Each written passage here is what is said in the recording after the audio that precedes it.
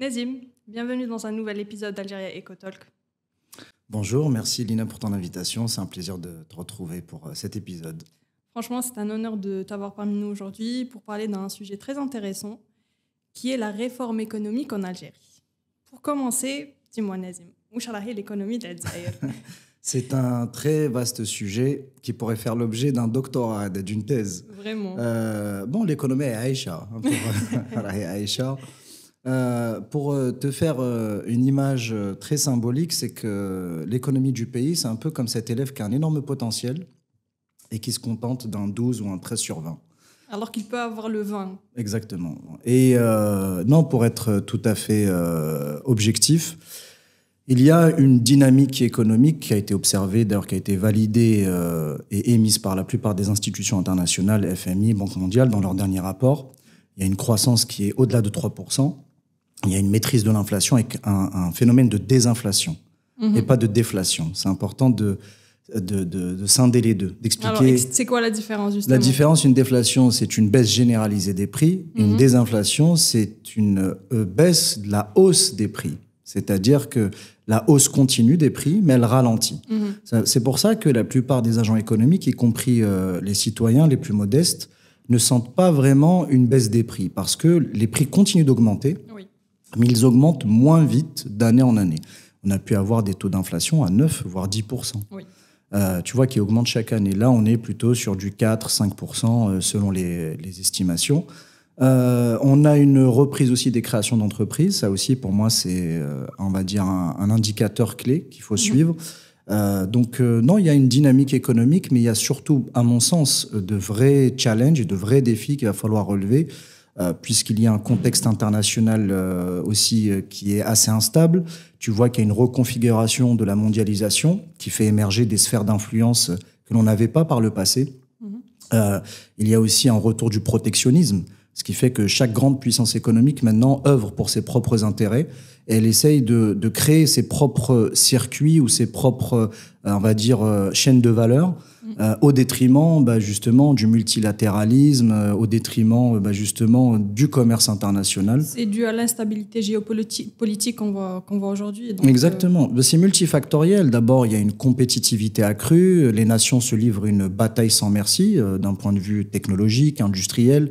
Il y a aussi de plus en plus des voix qui s'élèvent dans les populations pour réclamer une part de cet immense gâteau que représente la mondialisation, qui a eu tendance en fait à creuser les inégalités plutôt qu'à les réduire. Et donc il y a aussi, comme tu l'as dit, des tensions géopolitiques avec des conflits armés un peu partout dans le monde, des menaces qui pèsent directement sur la sécurité du monde mais également qui impactent l'économie mondiale. Donc il y a globalement des revenus en hausse, mais qui sont accaparés que par certains individus ou certains acteurs. Je pense notamment aux géants du numérique, qui ne sont pas taxés de la même manière que d'autres secteurs d'activité. Et donc tout cela doit nous obliger à nous questionner, à réformer notre modèle économique, à comprendre aussi quelle est notre place dans cet échiquier international, puisque même en tant que pays comme l'Algérie, on ne peut pas vivre en autarcie. Oui. Nous faisons partie d'une communauté, collective, internationale, dans laquelle on doit s'inscrire. Et surtout, où moi j'estime, c'est vraiment très personnel, ce que je vais te dire, c'est que nous avons des atouts immenses. Oui. Mais il faut, je pense, dorénavant, surtout l'époque dans laquelle on vit, sortir du discours du potentiel et commencer à aller vers des choses concrètes. Dire voilà ce que nous avons réalisé, voilà comment on l'a réalisé et observer de manière tangible les résultats. Et aussi voir qu'est-ce qu'on pourrait améliorer aussi. Bien sûr, mais je pense que le vrai travail, le vrai chantier de l'Algérie est là, c'est qu'est-ce qu'on doit améliorer. Oui. Et on en avait parlé d'ailleurs, toi et moi, plusieurs fois en off, c'est de dire, pour moi, il y a 3 mots-clés. C'est assainir, il va falloir assainir l'économie algérienne, parce que nous avons l'impression que dans certains secteurs d'activité, c'est un peu, il y a une forme, pas d'opacité, mais c'est pas très clair. Donc il va falloir aussi déterminer des chaînes de valeur précises. Je prends un exemple tout bête, celui de la distribution alimentaire. Tu le vois que c'est assez désorganisé. D'où le fait que, pareil, on n'a pas de visibilité sur les prix qui sont fixés, parce que tu as énormément d'intermédiaires, tu n'as pas de chaîne de distribution, tu as également un manque de transparence entre le prix que émet le producteur et le prix final au public. Donc tout cela doit obliger les décideurs à assainir l'économie, assainir les finances publiques aussi, qui prennent une trajectoire qui est aussi alarmante. Il va falloir faire très attention pour éviter de creuser davantage le déficit public. Parce que ça va créer un effet d'éviction, ça peut alimenter l'inflation, etc. Même si on a des marges de manœuvre, mais c'est le moment de réformer les finances publiques. Deuxième chose, c'est alléger. En fait, tous ceux avec qui tu vas discuter vont te dire que nous avons une économie qui est suradministrée, qui est rigide. Exactement, très rigide, bureaucratisée et suradministrée. Oui. Donc il va falloir... Donc c'est bien, il y a eu des réformes avec la loi de l'investissement de 2022, la création de l'API, etc., qui pour moi vont dans le bon sens, mais ce n'est pas assez.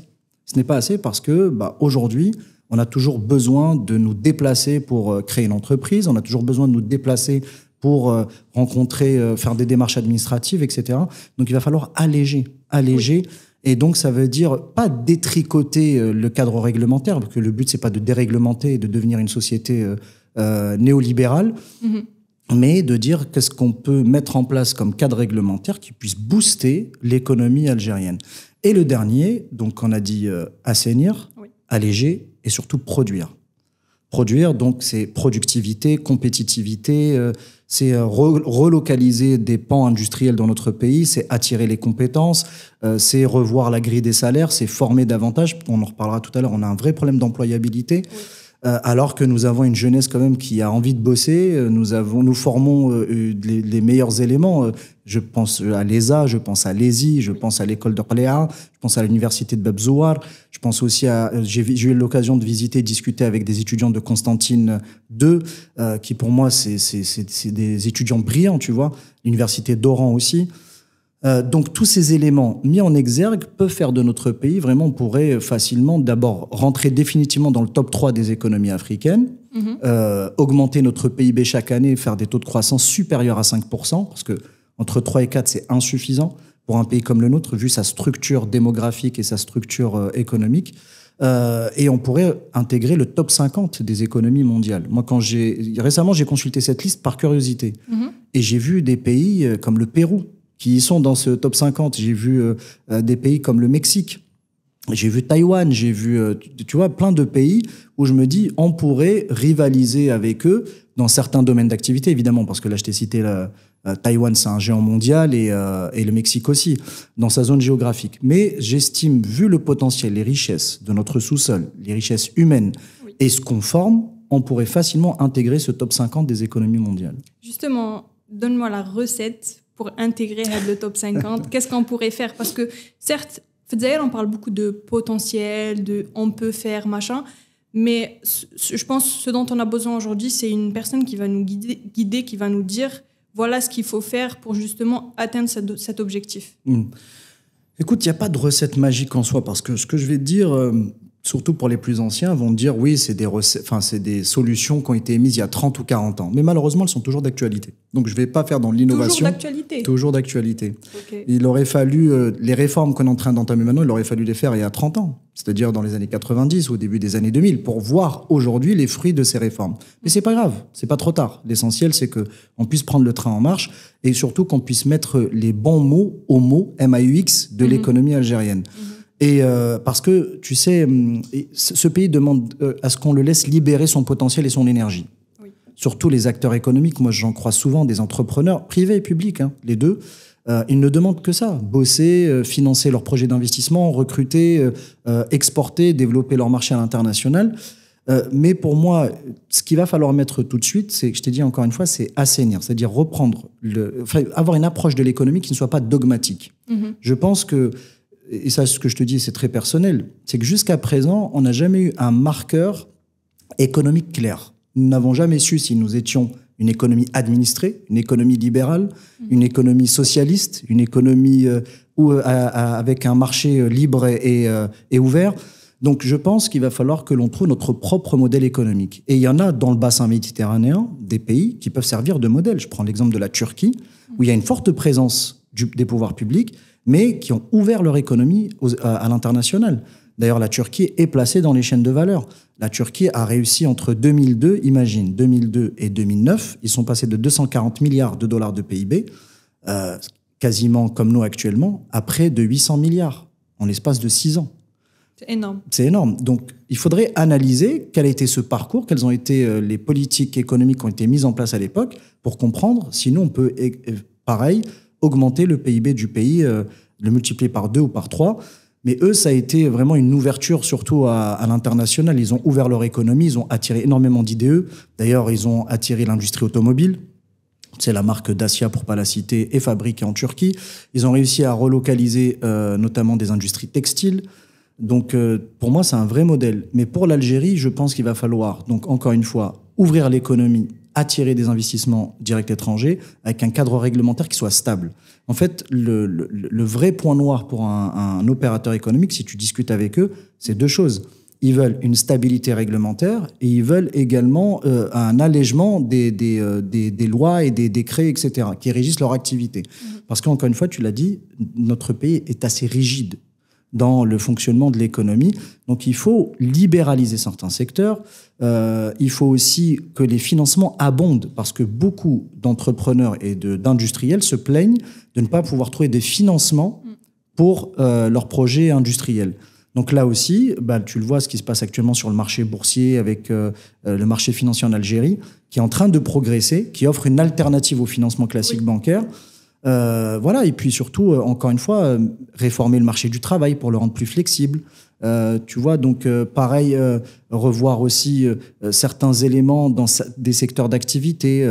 Exemple, permettre... En fait, la numérisation, pour moi, c'est une vraie clé de voûte pour booster l'économie. Okay. Exemple, ça aurait été bien si on pouvait créer notre entreprise à 100% en ligne, sans que tu puisses te déplacer au CNRC, etc. Passer la journée, c'est ça. Donc, pareil pour l'API. L'API, il y a un guichet unique, mais tu es obligé de te rendre physiquement dans ce guichet unique. Ils ont mis une plateforme numérique pour justement s'inscrire, mais je pense qu'il faut aller aussi au guichet unique. Il faut se déplacer et te présenter avec une pile de documents, à peu près une trentaine, qu'il va falloir imprimer, légaliser, etc. Donc, tu vois, c'est pareil, un truc tout bête, c'est la facture avec le cachet humide. Je veux dire, ça pourrait... Par exemple, moi, j'ai été confronté, parce que je suis même entrepreneur aussi en Algérie. On me demande des factures avec le cachet. Et je leur dis, mais si je vous... D'accord, je vais la cacheter. Si je peux l'envoyer, je la scanne, je l'envoie par email. Non, j'ai besoin de l'original.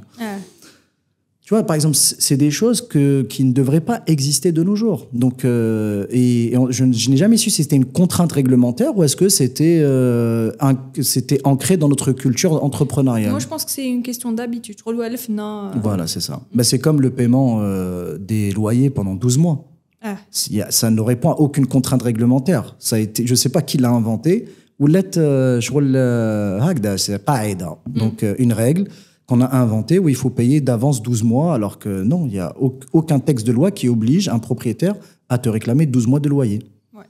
Justement, maintenant, faisons un petit focus sur les marchés financiers ou le type de financement. On voit qu'on est très focalisé à le financement classique. Donc, c'est le financement bancaire. Mais on voit, il y a les ouvertures, donc les IPO, la bourse. On voit récemment, il y a une nouvelle réglementation, les fonds d'investissement, etc. Donc, en fait, moi, ce que je veux savoir, c'est qu'est-ce qui a fait que jusqu'à maintenant, en 2025, on est toujours focalisé à le financement classique bancaire. Et qu'est-ce qu'il faut faire justement pour pouvoir diversifier les types de financement qui existent aujourd'hui ? Écoute, c'est une excellente question. Pourquoi ? Parce que tu mets le point sur un problème qui est structurel et récurrent en Algérie. C'est l'accès au financement.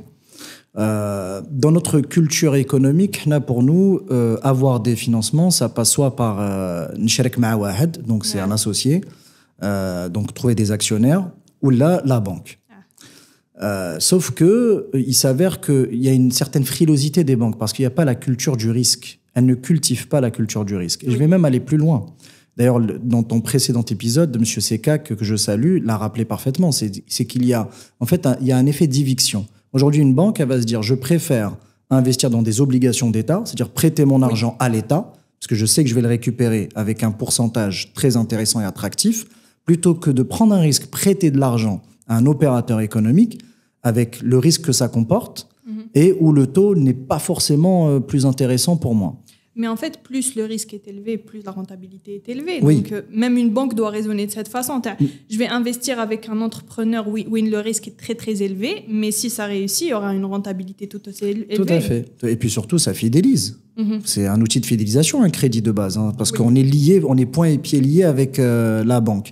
Donc, mais ça fait pas partie de... En fait, quand les banques se sont créées en Algérie, j'ai l'impression qu'elles étaient surtout des banques de dépôt et pas des banques pour investir ou accompagner le financement de l'économie.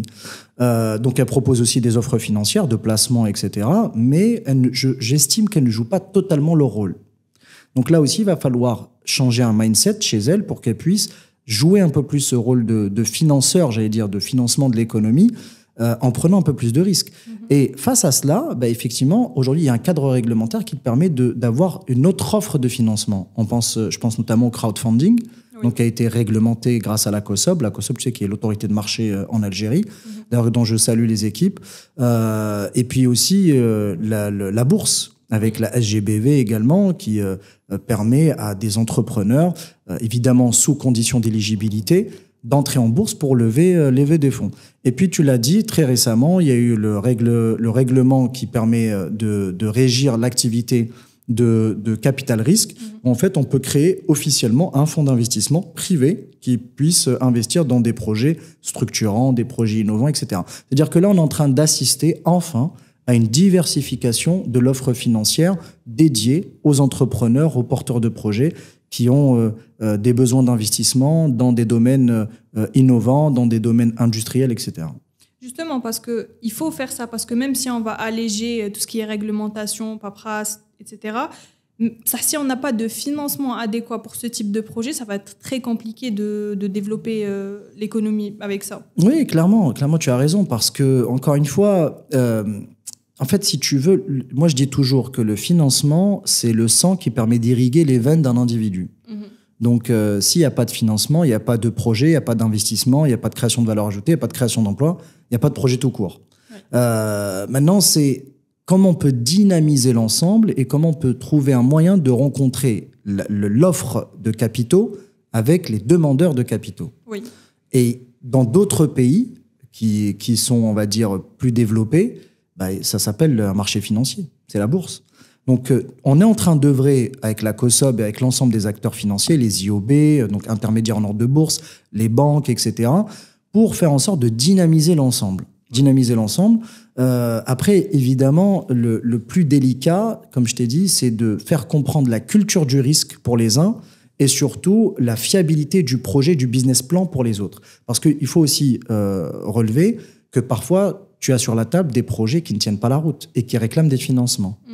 Donc là aussi, je pense qu'il y a un travail de pédagogie et d'effort à faire des deux côtés. Mais là, je te parle pour des individus, des porteurs de projets. Moi, j'ai connu des industriels de renom qui ont des difficultés d'accès au financement et qui on a demandé d'hypothéquer des usines. Donc, je peux comprendre qu'on demande des garanties, mais pas de là hypothéquer une usine ou un actif matériel qui peut-être est supérieur au montant du crédit demandé.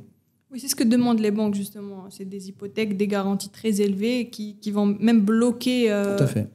Ça va être contre-productif, au final. Exactement. Ça va bloquer sur le exactement. Et justement, il faut faire rencontrer les offreurs de capitaux et les demandeurs de capitaux, et il faut que les business plans soient fiables et que voilà, il y a des investisseurs qui puissent accompagner les porteurs de projets. La question qui se pose, c'est que est-ce que tu trouves qu'aujourd'hui, on a les compétences nécessaires pour cela? Écoute, c'est en train... Alors, oui et non, dans le sens où je trouve que oui, il y a des compétences. Tu le vois avec, il y a des formations, des certifications, surtout avec les nouvelles générations. Moi, je vois beaucoup monter, tu sais, l'IFB, l'Institut formation bancaire, exactement. La COSOB aussi, qui donne des qualifications, etc. Donc, tu as une offre de formation, même à l'ESA. L'ESA propose aussi des formations en ce sens. Je pense qu'il y a une acquisition de compétences qui est là, mais qu'il va falloir renforcer et surtout la contextualiser à l'Algérie. Oui. Parce que c'est surtout ça. Nous, c'est un marché qui est très spécifique. Donc aujourd'hui, en Algérie, il n'y a pas vraiment de métier de trader, parce qu'on ne peut pas trader au sens propre du terme. Oui, c'est-à-dire, tu peux pas miser sur de la devise, tu peux pas trader sur les matières premières, sur l'or depuis l'Algérie, j'entends. Oui, matières premières, etc. Mais ça reste très rigide, disons. Oui, donc c'est hyper réglementé encore une fois, et c'est lié à notre contexte chez nous. Donc c'est pour ça que l'idée, c'est de dire, il faut qu'on renforce ces compétences-là, et surtout, je pense qu'il va falloir attirer davantage d'entreprises qui vont venir en bourse, parce que tu sais, tu as deux compartiments, tu as le marché principal et le compartiment croissance, qui est dédié aux startups, aux entreprises innovantes. Justement, j'aimerais bien faire un focus sur ça aussi. Oui. Tu me corriges si je me trompe, mais Anna, d'après ce que je connais, c'est en fait, pour faire une IPO, il faut avoir passé gare avec la courbe de croissance d'une entreprise. Où au départ, on va voir un VC, après un PI, et on va voir des investisseurs, etc. Une fois que l'entreprise elle a atteint une certaine maturité, c'est là où elle va s'introduire en bourse. Comment ça se fait que la bourse d'Alger, on a ce qu'on appelle donc un compartiment start-up, etc. En fait, si tu veux, il y a une approche qui est pour moi intéressante, c'est dans le sens où on a voulu, quelque part, d'abord lancer un message, et surtout un message positif pour dire qu'aujourd'hui, les startups qui ont un potentiel de croissance et un potentiel de scalabilité peuvent chercher des financements ailleurs qu'à travers l'ASF ou qu'à travers un financement bancaire qui, de toute manière, ils n'ont pas accès. Moi, à ce jour, après, peut-être que je me trompe, mais je n'ai jamais vu une startup avoir un financement bancaire. Non. Clairement. Donc, et c'est pour ça que je trouve intéressant cette approche de dire on va créer un compartiment qui leur est dédié, parce qu'on va surtout miser sur des prévisions de croissance. Et parce qu'on sait que le business plan et le business model tient la route, et que derrière, il y a des perspectives d'évolution et de création de valeur qui vont permettre à cette entreprise de lever des fonds en bourse. Donc, c'est une bonne approche en soi. Et puis surtout, on a voulu les scinder, on n'a pas voulu les mélanger avec les gros mastodontes. Sur le marché principal, tu as du Saïdal, du Alliance Assurance, etc., qui sont quand même des entreprises établies. Et on a voulu leur créer un indice qui leur est dédié et que je trouve intéressant. Donc justement, on observe qu'il y a une certaine volonté de bien faire les choses. Mais on observe aussi qu'il y a quelques challenges qui existent toujours. Donc, est-ce la que résistance au changement. Oh oui. J'ai voulu résumer, tu as parfaitement raison, parce que pour moi, la vraie problématique dans notre pays, c'est la résistance au changement. C'est une culture. Tu sais, des psychologues ou des spécialistes en management pourront te le dire. C'est cette peur de perdre un peu de pouvoir, cette peur de se dire je ne vais plus être utile dans la chaîne de commandement, dans la chaîne de décision. C'est de se dire je vais avoir ma sphère d'influence qui va être réduite. C'est aussi parfois la peur du changement, tout simplement, de dire la peur du lendemain, qu'est-ce que va devenir mon poste, qu'est-ce que moi je vais devenir. Et parce que tu l'as dit, il y a une volonté politique qui est manifeste. Oui. Mais dans sa traduction opérationnelle, il y a encore des difficultés. Et tu vas trouver des difficultés à des fois à très basse échelle. Mais ça bloque tout, en fait. Oui, exactement. C'est être un agent administratif au sein d'une administration. Ça va être une personne à l'accueil pareil, d'une institution, etc. Donc, je pense il va falloir faire tout un travail encore une fois, de pédagogie, de sensibilisation, de formation, pour accompagner ce changement et surtout un peu réduire cette résistance au changement. Donc, je t'ai dit qu'il trouve sa source dans plusieurs paramètres. C'est parfois aussi, je t'ai dit, l'inconnu, la peur de l'inconnu. Donc, et c'est très important parce que pour moi, c'est le véritable frein dans notre pays. C'est le véritable frein, c'est pas autre chose. Tu trouveras personne qui dira, non, finalement, on est très bien comme on est, on se contente du peu.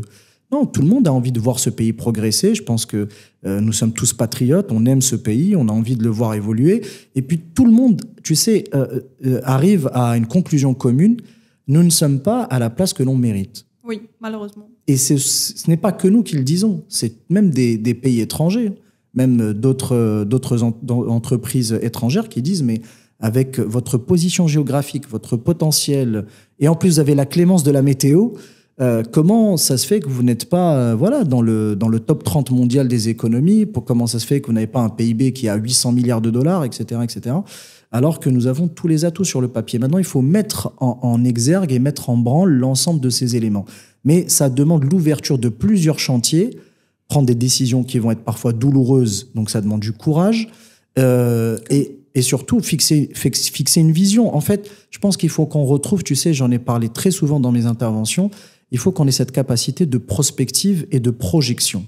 Il faut donner des perspectives aux agents économiques. Même le citoyen, il a besoin de visibilité. Il a besoin de se projeter. Il a besoin de s'inscrire dans un projet de société.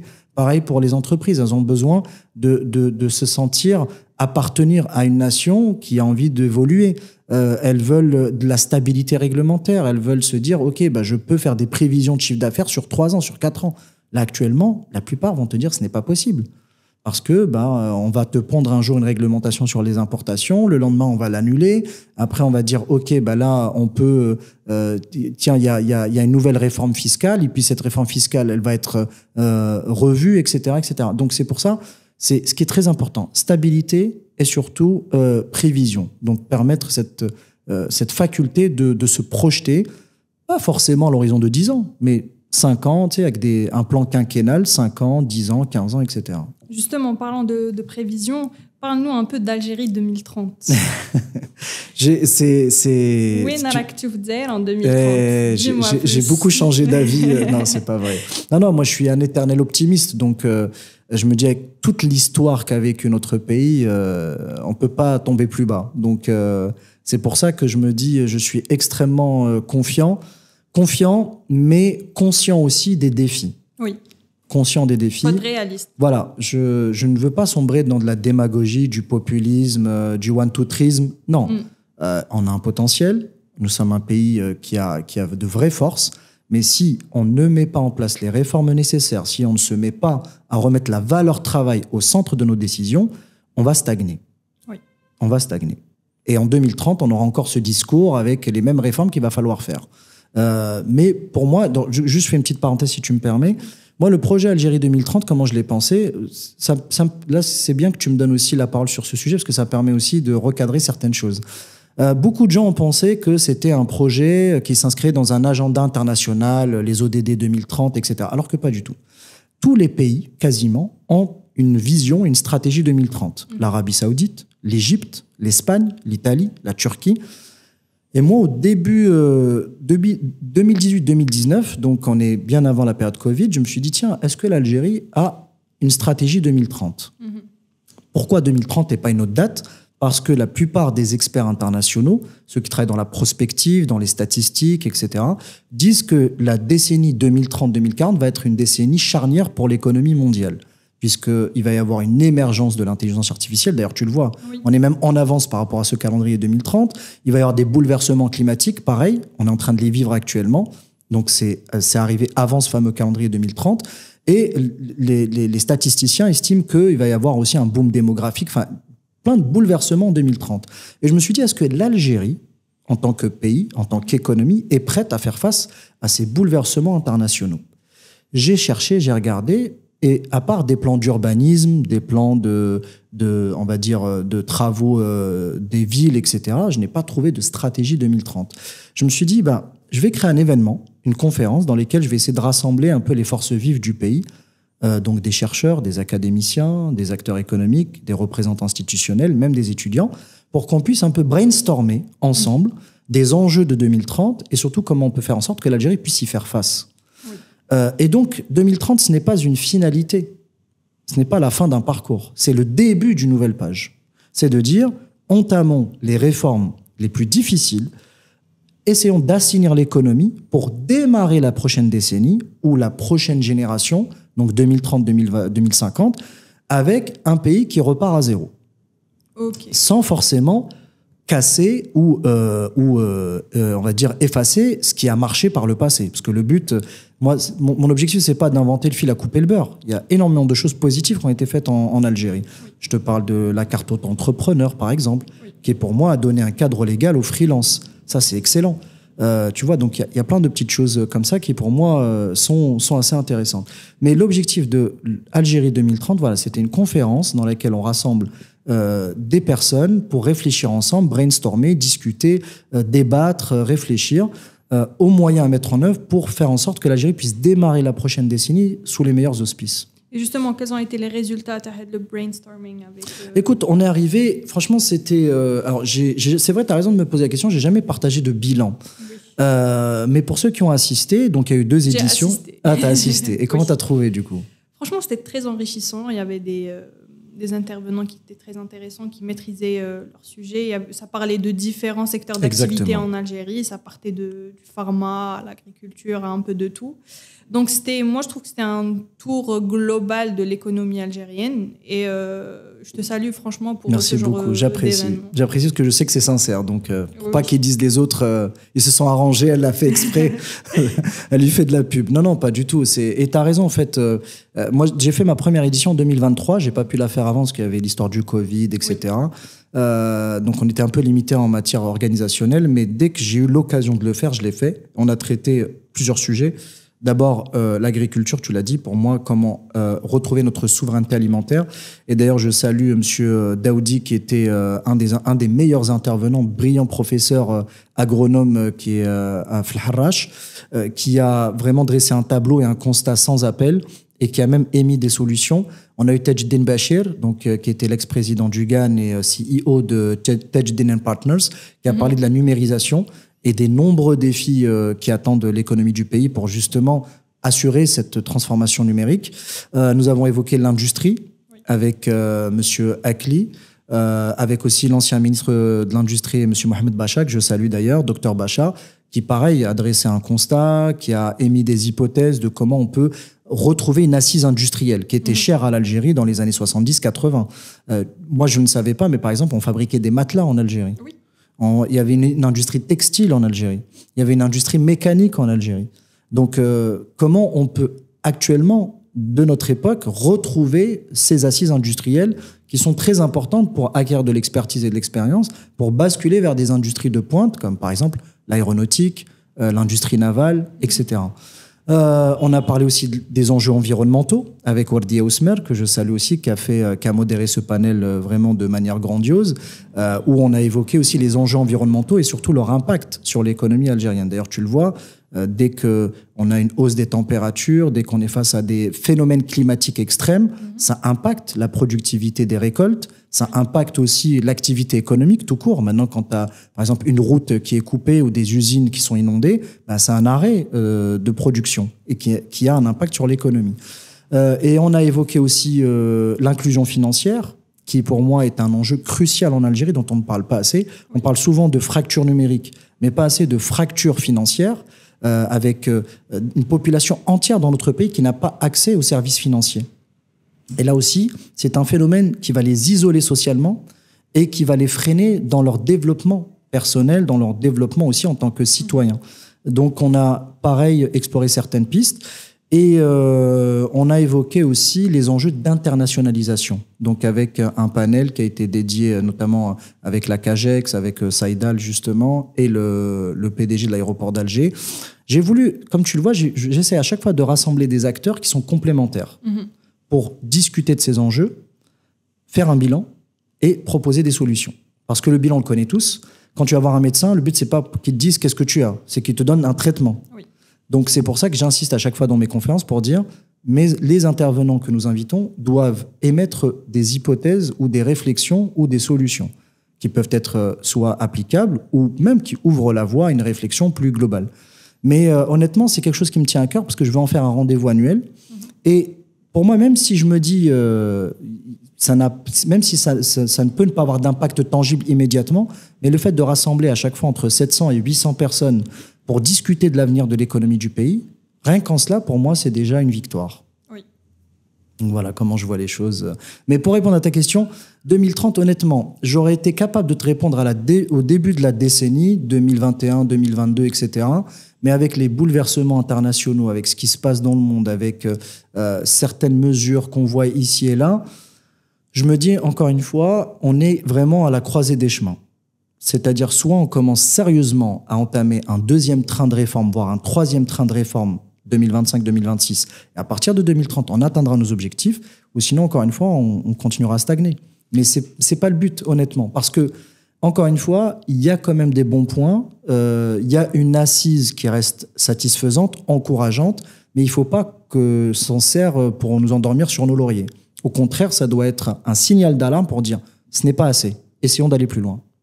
justement, je crois, it's now or never. Exactement. Il est temps de bien faire les choses parce qu'il y a une certaine volonté, il y a un potentiel et il est temps de l'explorer en fait. Tout à fait, complètement. Morbil, on avait parlé du facteur humain, des ressources humaines en Algérie. Oui. Est-ce qu'on pourrait faire un zoom sur cela, sur l'employabilité en Algérie? Comment on pourrait améliorer cela? Écoute, c'est une question. Tu me poses de très bonnes questions depuis le début. Hein. Parce qu'à chaque fois, je dis c'est une très bonne question. C'est de l'improvisation, je suis là. Non, t'as raison, parce qu'un des socles et un des ciments qui permet le développement d'un pays, c'est sa ressource humaine. Oui. C'est l'employabilité. Et en fait, j'ai vu une statistique qui m'avait marqué. D'après les Nations Unies, on a 31 millions d'individus en âge de travailler en Algérie. 31 millions d'individus en âge de travailler. Donc, c'est-à-dire de 16 ans à 60 ans, qui soient en bonne santé, donc sur 47 millions d'habitants. Sauf que, écoute bien, la population active n'est que de 12 millions d'individus, sur 31 millions qui sont censés être en âge de travailler. Maintenant, il faut savoir, est-ce que le reste, c'est des étudiants? Est-ce que le reste sont au chômage? Est-ce que le reste travaille dans l'informel? Parce que ça aussi, aujourd'hui, de par sa nature opaque, on est incapable de dire combien d'individus travaillent dans le secteur informel sans être déclarés, que ce soit dans le commerce ou dans le chauffeur, ce genre de choses. Mais pour moi, pour améliorer l'employabilité, tu sais, il n'y a pas de secret. C'est d'avoir des offres de formation qui correspondent exactement aux besoins du marché du travail. Ce qui est, moi, c'est quelque chose qui m'a sidéré depuis plusieurs mois, c'est un phénomène que j'observe, c'est qu'en Algérie, tu as une grande frange de la jeunesse qui est en recherche d'emploi, qui se plaint de ne pas trouver un job, mais de l'autre côté, tu as des entreprises qui se plaignent de ne pas trouver de talent, qui a des difficultés de recrutement dans certains domaines précis. Et je me suis toujours dit, mais qu'est-ce qui cloche entre cette offre et cette demande de travail?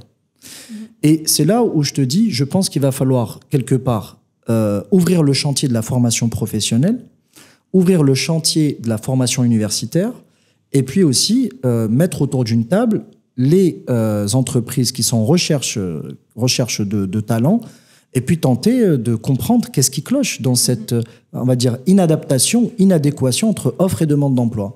Mais pour moi, c'est un vrai chantier qu'il va falloir ouvrir. C'est peut-être l'un des plus importants. Si on doit, on va dire, dresser une liste prioritaire parmi les urgences, c'est celle-ci.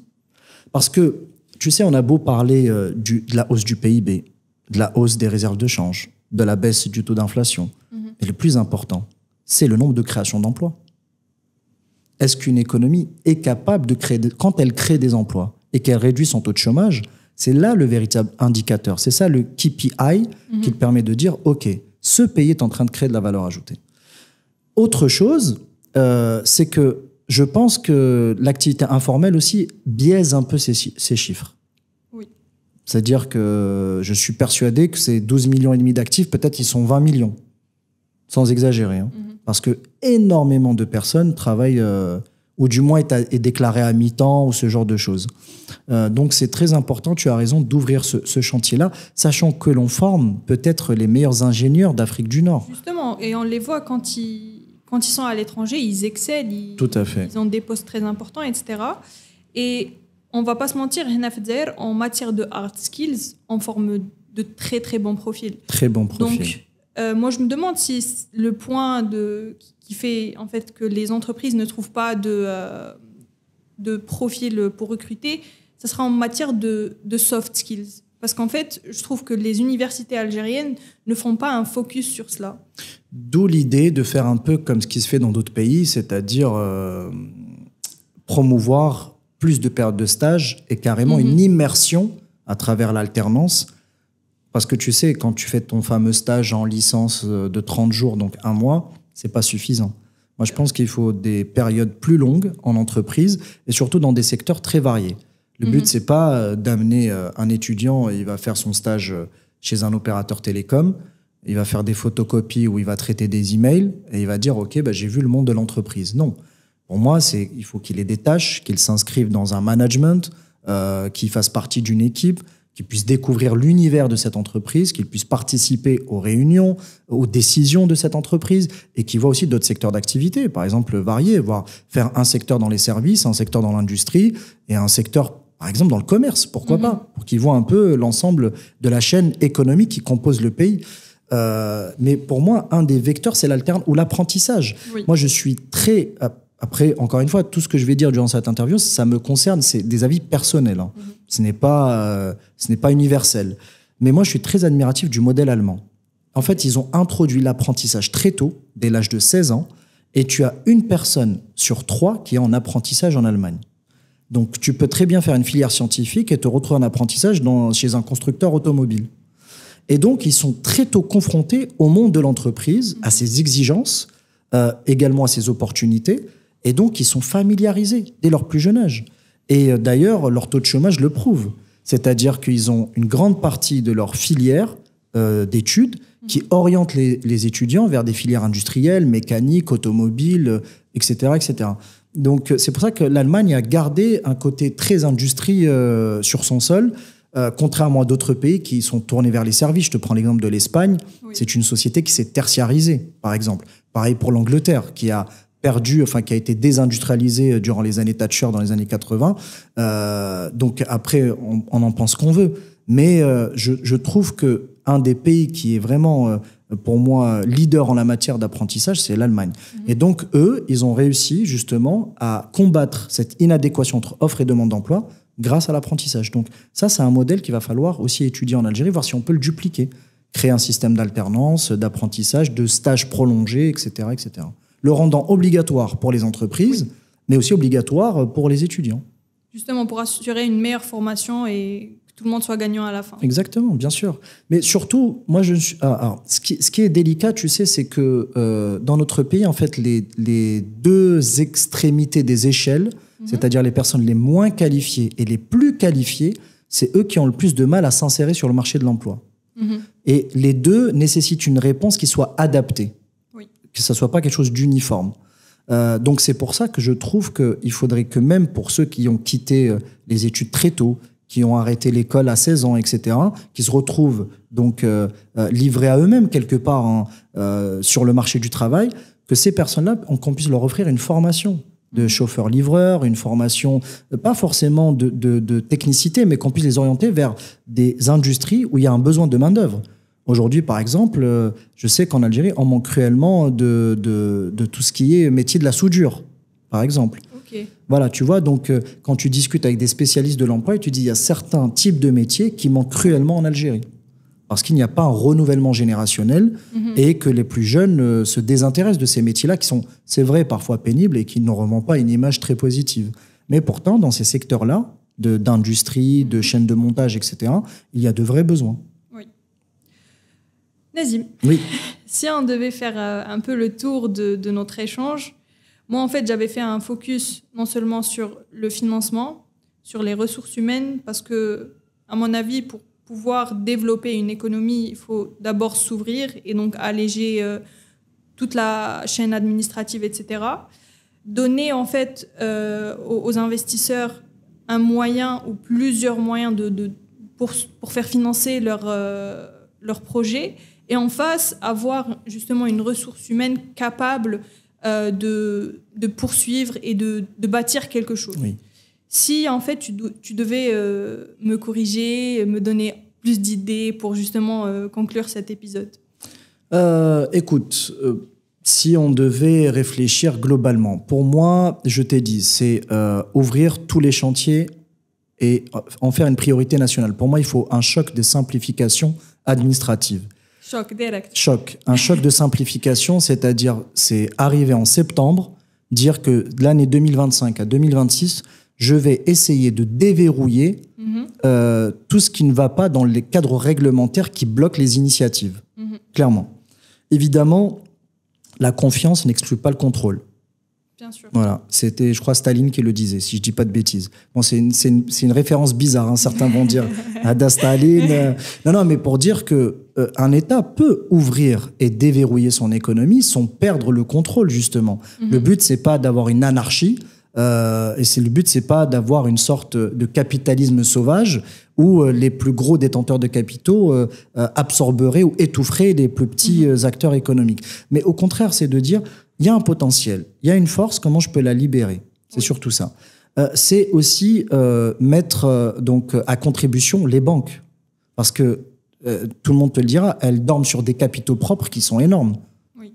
Donc, à part financer le déficit public ou financer une toute petite partie de projets immobiliers pour les particuliers, ce genre de choses, il faut que ces capitaux puissent être, j'allais dire, targetés ou fléchés vers les besoins des entreprises.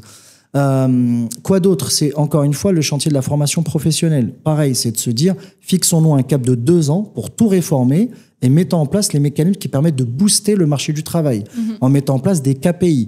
Nous avons quand même des organisations comme l'ONS, l'Office national des statistiques, qui est en train de moderniser son appareil statistique et qui peut jouer le rôle un peu de garde-fou en disant, OK, je vais mettre en place des KPI, un tableau de bord. En fait, tu sais, j'ai l'impression que notre économie n'est pas pilotée par du monitoring.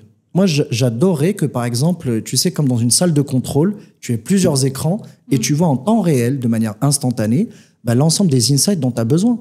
Ton taux d'inflation, tes échanges commerciaux, tes dépenses de l'État, les recettes fiscales. Ça aussi, on n'en a pas parlé, une réforme profonde du système fiscal. Parce que le recouvrement fiscal n'est pas assez pointu en Algérie. Essaye de te renseigner, tu verras que les recettes fiscales en Algérie ne sont pas couvertes de manière optimale.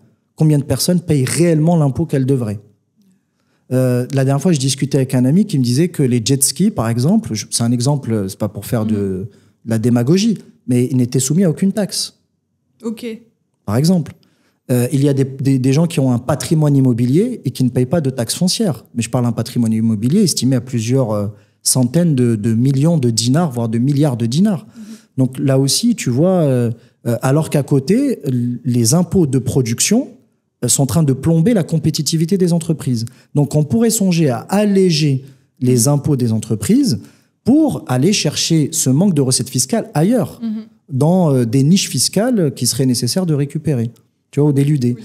Et puis, je t'ai dit, pour moi, c'est avoir une feuille de route précise et surtout avoir une approche de l'économie, comme je l'ai dit en début d'émission, qui ne soit pas dogmatique. En fait, on a tendance à avoir une approche très idéologique parce qu'en fait, dès que ça rentre pas dans nos croyances, on a l'impression de quelque part trahir une cause que l'on défendait. Sauf qu'on vit dans une époque où la seule cause qui doit compter, c'est le bien-être du citoyen, c'est la compétitivité, c'est la productivité. Et c'est aussi l'essor de l'économie nationale. Et elle ne pourra pas éclore si on a une approche d'un autre temps ou d'une autre époque. Ouais. Moi, en fait, ce que je peux conclure de cet épisode, c'est que certes, il y a beaucoup de choses à faire, mais on pourrait le faire. Oui, clairement. Franchement, Restant réaliste, mais optimiste aussi. Optimiste, oui, parce que, encore une fois, moi, je déteste les signes noirs, tu sais, qui annoncent la fin, nous allons... Non, à un moment donné, on va pas broyer du noir. Ça veut dire que si des gens comme toi, comme moi, ou d'autres acteurs qui ont moins de visibilité que nous, arrêtaient de travailler, arrêtaient d'y croire, dans ce cas, ça serait quoi, un suicide collectif? Oui. Donc non, le but, c'est de continuer à se battre. En fait, notre pays a été forgé dans la lutte. Donc il faut lutter. Il faut lutter en tant qu'entrepreneur, il faut lutter en tant qu'acteur économique, il faut essayer de faire avancer les choses, sensibiliser aussi les pouvoirs publics, tout en s'inscrivant dans un projet de société commun aussi. Je pense qu'il faut que l'on ait une communauté de destin, pardon, cherchez le terme, une communauté de destin dans laquelle on s'inscrit tous et dans laquelle on participerait à ce projet, j'allais dire sociétal et économique de l'Algérie. Mais il faut y croire, tu as raison. Être lucide, dire là où ça ne va pas, dire ce qu'il faut encore parcourir comme chemin. Il va être fastidieux, il va être assez long, mais on va y arriver parce que, encore une fois, ce pays était forgé à travers la lutte. Donc, on va lutter, on va y arriver, et j'espère qu'on en reparlera en 2030, ou peut-être même au-delà. Oui, en fait, je te propose qu'on refasse un épisode dans une année ou deux. Oui. Et on se dit, en fait, c'est ça, et je te dis. On va faire un update pour... Exact. Nazim, je te remercie pour cet échange. Je t'en prie. Je te remercie pour cet épisode. Franchement, c'était très enrichissant. On a appris beaucoup avec toi. Merci beaucoup, je t'en prie. Chers auditeurs, je vous remercie pour votre attention et je vous dis à très bientôt pour un nouvel épisode d'Algeria Eco Talk. Merci beaucoup, Lina. Merci.